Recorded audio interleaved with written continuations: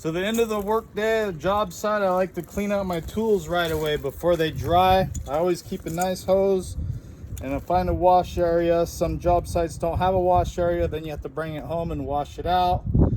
Sometimes you're able to make a little hole in the ground and wash it out. You want to wash out your tools before the mud dries. You go through and you just clean up everything really good.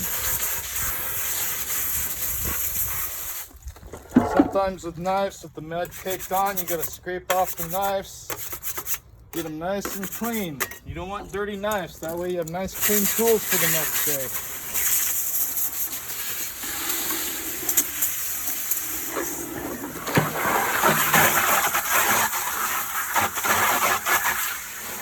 You always want fresh water in your water bucket, so you always clean out your water bucket, always keep fresh water to do drywall patches. Keep everything nice and clean.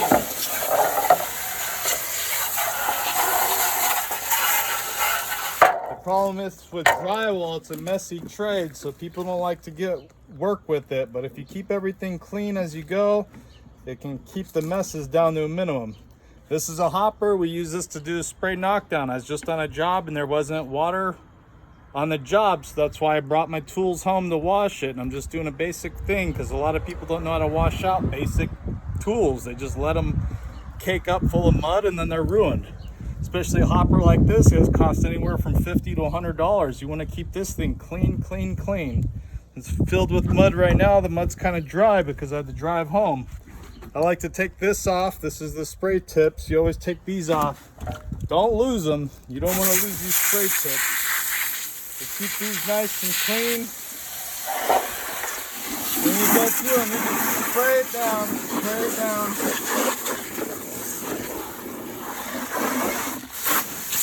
Inside here is very important.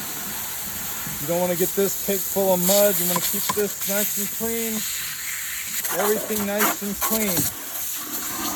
You want to be real thorough with cleaning your job. It's not just a quick spray job. You got to make sure everything's out of there, cleaned up.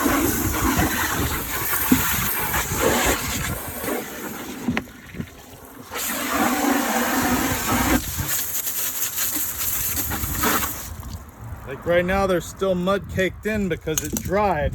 So my next option is, if it won't come out with the spray job, I just usually put the tip back on. And then I put it in a bucket and I just fill it up with water and just let it soak.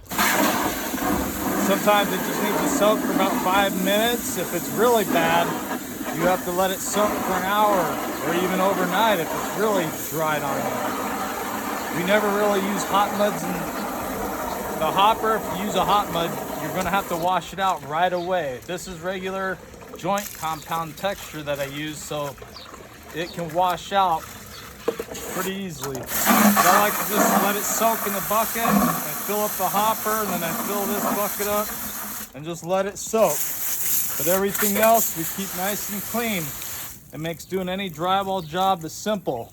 Wash areas by the truck, anywhere we work with tools and muds, we like to clean up, keep it clean. Keep fresh water, keep our tools clean. And that's one way of keeping a clean job site, working with drywall muds and textures.